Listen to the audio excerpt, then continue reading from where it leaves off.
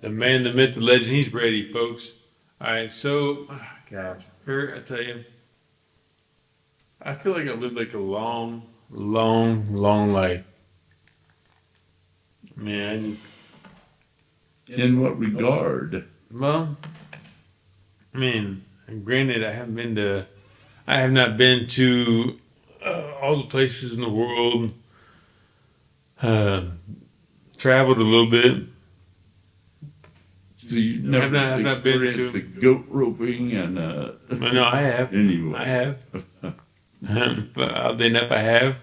But I have not. Like, I mean, oh gosh, like I've not been across seas. And I realize there's millions of people that have not been across seas. Went to Mexico. Have not gone to Canada. But you said something earlier when we were talking off camera about traveling. And I mean, experiences like that, I've not had. I mean, I've been to a lot of places. Don't get me wrong. I've been to more than a lot of people have. So I'm not trying to say, oh, woe is me. But I have places I've been to. Wow. I've been to places that very few people have ever nor will ever go to. No, like I've been to prison.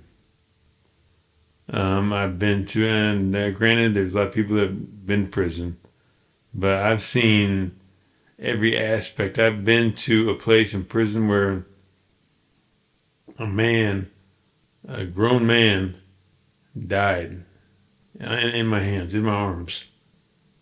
He died while I was giving him CPR. I've been to a place where, again, like I said, there's probably a lot of people that have been to these places, but I've been to places where I've seen people beat beyond an inch of their life, beyond all recognition, and nobody did anything. I mean, I've been to a place where I've seen the worst of the worst. I've seen killers. I've seen rapists. I've seen drug dealers, and not all these people are horrible people. I mean, not saying that all people that sell drugs or that commit certain crimes are horrible people, but I've seen the worst of the worst. I've seen the best of the best. I've been to capitals. I've shaken hands with governors, future presidents. I've sat at the table of millionaires. Hell, I've sat at the table of billionaires and ate dinner with them and laughed and joked it up with the best of them. I've been at tables with comedians, with actors, with legitimately famous people. Shook hands and laughed and joked and had conversations with. And then at the same time, I've been to places where been to places where I mean I've seen people die. I've seen crackheads going through with withdrawals. I've seen heroin addicts itching their skin almost completely off because they're going through withdrawals or because they're just so high they can't stand it. I've been to places where meth addicts are trying to find little shadow people in the events. They're trying to kill them. I've seen this with my eyes. I've seen a lot. I mean, and I take it as an honor. I mean, there was a point in time where I was like, seeing all this stuff, I don't know if I want to. I don't know if I want that. I don't know if I want that memory. But now I'm at a place where I am actually happy that I was there. I'm not happy. I am proud that God or whoever chose me to be at that place with those people because I brought some sort of peace in a sense to those people. I have, like I said, I've seen people killed. I've been in horrible places. I've been on the deathbed where I was dead. That was there writing me off. And now, granted, I don't remember that. I was in a coma, but I have been there and I've fought back from the depths. I have fought back from nothing, from from people hating me, tooth and nail. I fought back, and I'm still fighting. I'm still going. I've been to a lot of places that a lot of people have not been, but they've been a lot of people, or a lot of places that I have not been. But the character and the integrity that the places I've been to is priceless. Priceless. I've not been to war, but in a sense, I have. In what regard? In what regard? Fighting for my life. Fighting for everything I believe in, everything I love. Fighting for my family. The and granted, people are watching this. I'm not saying that what I've been through is comparable to what soldiers go through in Afghanistan or in Kuwait or in Japan or in China, wherever. But in a sense, man, I've been through hell. And knowing now what I know, what I didn't know then, that I did not necessarily have to be there, that's mind-boggling. Well, so does any of that make you a better person because Yes. you have a more worldly or understanding of good and the bad in people? I believe like this.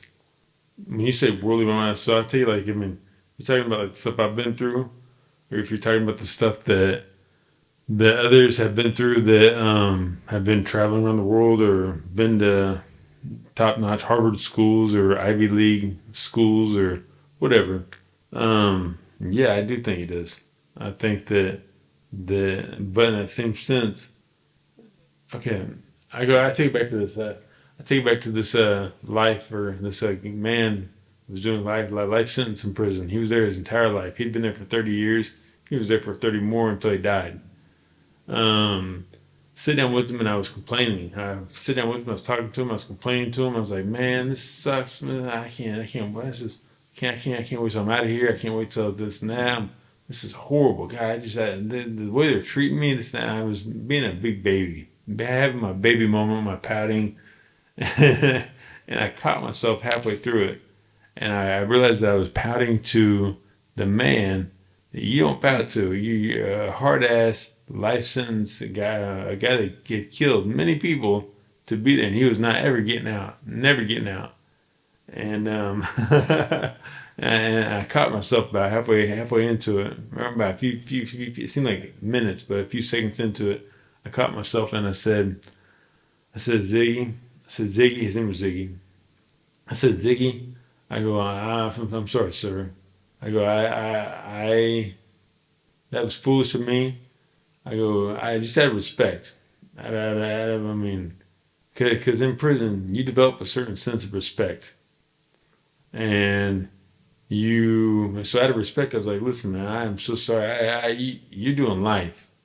You're doing life, and I have no, I have no right to be pouting, whining. I mean, I'm out of here in 9 months. I'm out of here I mean, I only did a short bit, and I mean, he's doing life. And he goes, son, he says, son, he goes, don't worry, he goes, thank you, first off. He goes, but don't you let that get you.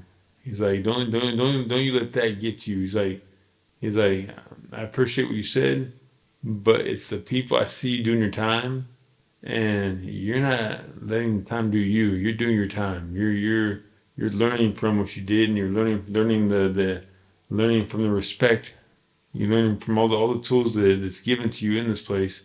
You're taking that with you. He's like, I can tell by the way you talk, by the way you handle yourself.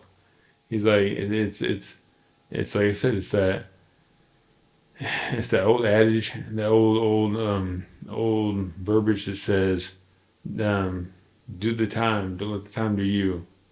He said that there are hundreds and thousands of young punks in here. They come in here hot and heavy, and they let the time do them, and they get wrapped up and they get thrown right back. They get let out and they get thrown right back in because they didn't adhere. They didn't listen to the rules. They didn't learn anything from it. So the fact that I was learning stuff, I mean, he's like he gave me a pass basically, and he goes, man, and that's always stuck in my head that to always learn from what you're doing. Always be you're always a student. You're always a student if you let yourself be. If you open up your mind and always let yourself learn from your mistakes. That's what he says. He's like you're learning from your mistakes. You're taking responsibility for what happened and going from there. And it's and I'm not gonna lie, it made me proud. It made me happy. I mean, obviously not where I was at, but the fact that um, to have fun and yeah, what he had done to get there, what he had done to get there, that was of no consequence because of the. I mean, it didn't necessarily show the man he was. And in that place, I mean, he was a man of respect. He was a capo. He was a capo. He was a general. You looked up to a guy like that in prison because he'd been through so much and how he handled it and how he was dealing with it. And so his words were prison gospel. If that makes any sense. But And that's what he kept talking to others about. yeah, To maybe save them faster. yeah. And he was trying to make sure he's like trying to make sure that you didn't get your ass back in there. Frankly,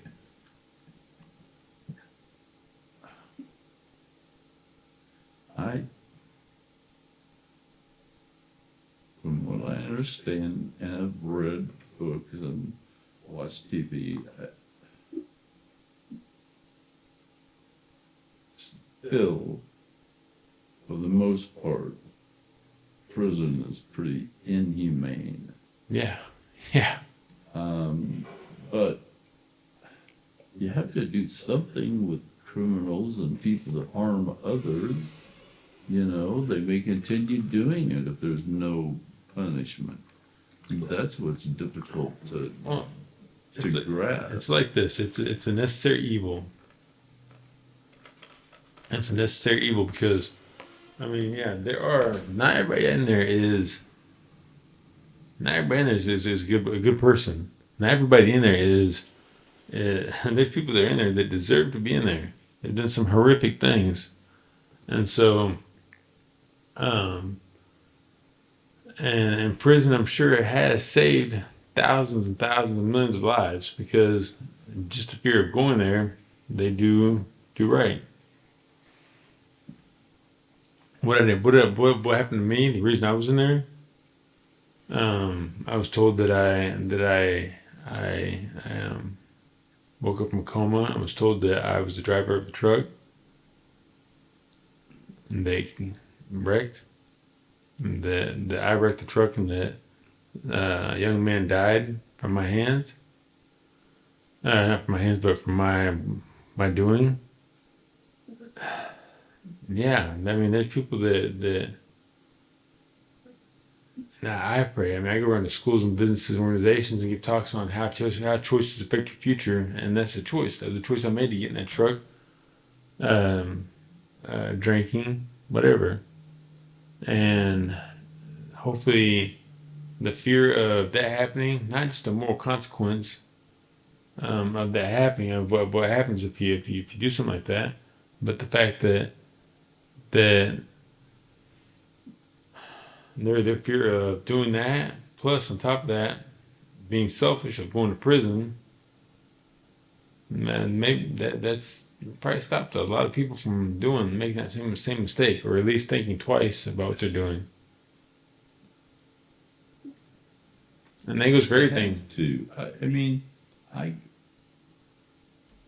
there are things that I consider doing.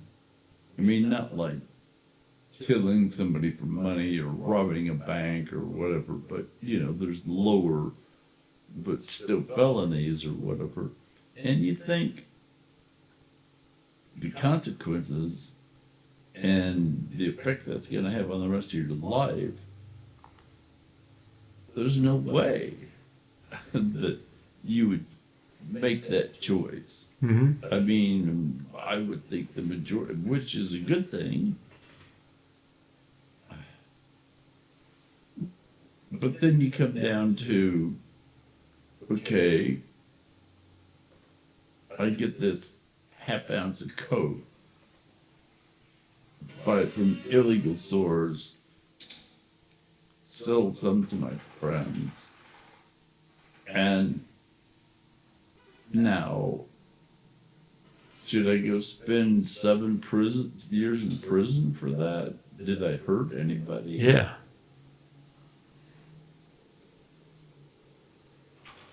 But in like the bigger picture of that, the bigger picture of that. I mean, yeah, okay, say yeah, you're buying OZ for yourself to go, or half an ounce to go, and I mean, get high with your friends or by yourself or whatever. But doing that is employing that drug dealer to do more bad, to sell to kids. It's giving him legit purpose, legit reason to go and make more money and sell to whoever, and sell to little Jimmy, my nephew, down the street, and get him hooked on it. I mean, there's evil out there that even though you're not doing things, or even though a person is not doing things in an evil intent, that waterfall effect, the trickle effect, trickle down economics, now trickle down You end up evil. not having over control Yeah. of that at some point. And that's certainly a valid point. Okay, so what's the big deal if this kid gets a quarter ounce from me or a half ounce or whatever? It doesn't harm anybody. Well, yeah, it could have harmed those 3 guys in Colombia that were, trying to get stuff to bring here. Yep. To give us the opportunity to do that sort of thing. So yeah, in that case, it's a pretty big deal. Mm-hmm. But then now like this, you take that right there, take that little serious topic. And I mean, it's all serious, but you take that topic right there, and you go like this. You go to, okay, you think of the drug cartels now, and you think of the government now, and you think of everybody involved, all the middlemen in between, the drug cartels, the drug kingpins, to the government. Because the government, I mean, honestly, are you telling me that the government cannot stop that stuff? Can I just shut it down now? Are you telling me the government is not powerful enough to I mean, put a big, I mean, there's so much money involved. So much money involved in that. And when money gets involved, that's just, I mean, I think that's where that's the money is the root of all evil. But I think people convince themselves that there's no harm done by being involved in that, because this guy's having a good time. He's turning his friends onto a good time. Why should I worry about that? Well, but because you have to go back further and further down the line where that originated, and it's this guy sitting over a pot in Colombia somewhere, mixing it up so he can make enough food to feed his family on or whatever. Then, when you look at it in that regard, it definitely changes the equation. the thing, look at it like this. I mean, okay, we're the way that I think we're speaking about it now, the way we're talking about, okay, cocaine. I mean, that's what we're talking about right now. But we're talking about it in the most innocent, innocent way. We're talking about it in the most innocent way possible. I mean, it's the fact that it kills people. It's a drug. It's addicting. That it kills kids. It kills people. It kills. I mean, it's it can. It's a. I mean, we're lacking that talk right there. We're lacking that talk of seeing somebody addicted to cocaine, to what it does to them, what it does to their body, what it does to their mental, what it does to their families, what it does to their bank account. I mean, all the little aspects of that. It definitely. I was trying to think of something clever, like trickle. It's not trickle down and not economic.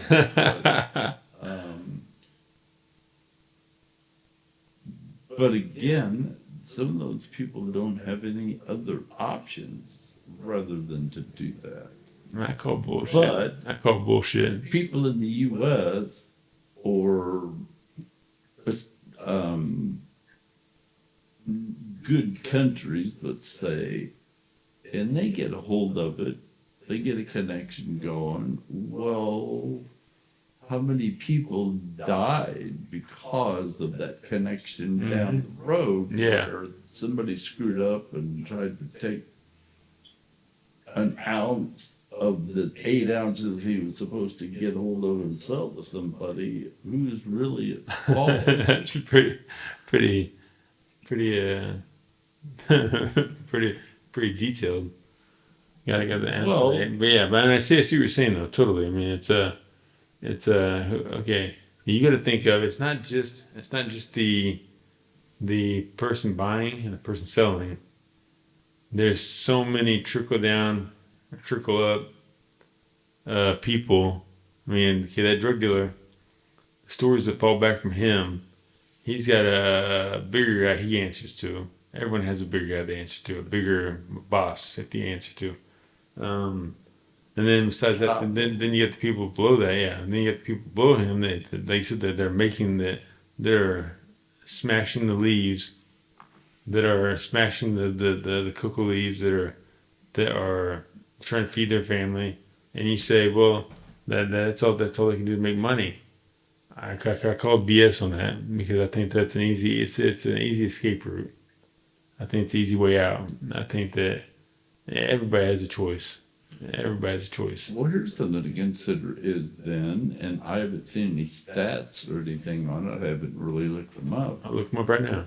But when marijuana was essentially made legal in the United States, which is just in the last couple of years.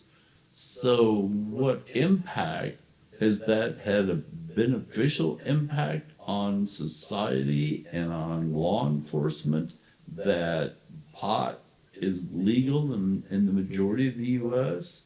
Honestly, I think that. All right, I'm going to get.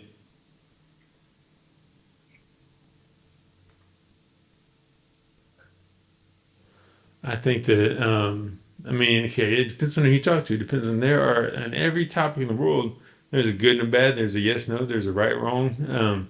You look at the people that are pro legalizing marijuana, and they're going to talk about the tax revenues, the job growth, the investment opportunities. They're going to talk about all that stuff. But then you talk to I've met Help people. the schools. Yeah, but I've met people face to face. I talked to them that have been in the communities of where, like in Colorado, for instance, the negatives of people that are doing marijuana still, and from their words, from the horse's mouth, the marijuana is still a gateway drug. It still leads to other drugs. It's still a pathway to other harsher drugs. Then they say, well, the sanitary effect, people the areas in Colorado that they're heavily using, heavily smoking weed, that I think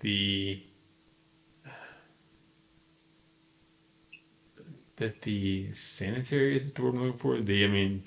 Just the cleanliness of the area is just attracts your part of the neighborhood of the town of the state now. The because people are getting high and not worried about taking care of their stuff. That neighborhood's gone down. Then I've heard of people saying that Personally, that I've heard, yeah, personally I've heard I have to I've heard people saying that disagree on that necessarily being a what so-called gateway drug. I see that and I raise you, but it can be, right? Would you agree to that? That it can be. But on a much smaller scale than people may imagine. But it can be.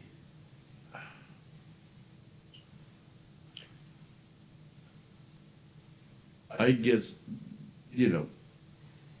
I've been adventurous. I've taken risks my whole life for different things. Not necessarily risks that would put me in prison, although that happened once or twice. But how can you? I have no desire to stick a needle in my arm with any medication in it, period. I would never do that. I have meth.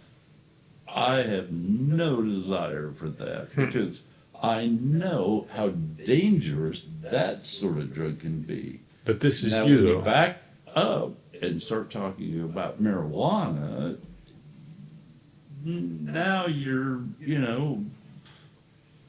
Domino's and pizzas. Who's happy about that? Yeah, you think about it. That's the only harm done. In our sense, it's apples and oranges. Apples and oranges. But in the, like I said, I've seen people that have, and again, I'm not everything. I'm not speaking for everybody. And I'm just playing the devil's advocate here, so I'm not trying to. Right. But all right, it says right here on this little box that we call a computer. It's online.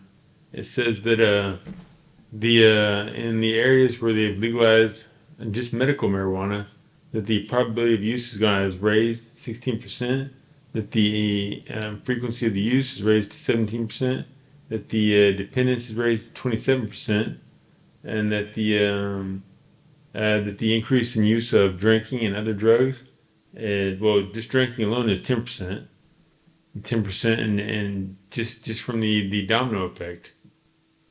That's just a few things.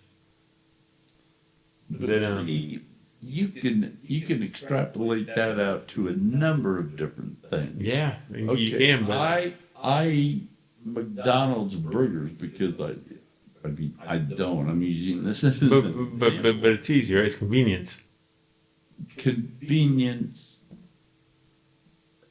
and the taste and so forth, but it doesn't make me want to move on to other harder, harsher I call bullshit. things. I call bullshit. Okay, so you tell me. Why? Listen, you tell me this. You tell me that. Okay, you eat a cheeseburger, a quarter pounder of cheese. I love them. I love quarter pounders with cheese. You eat a McRib.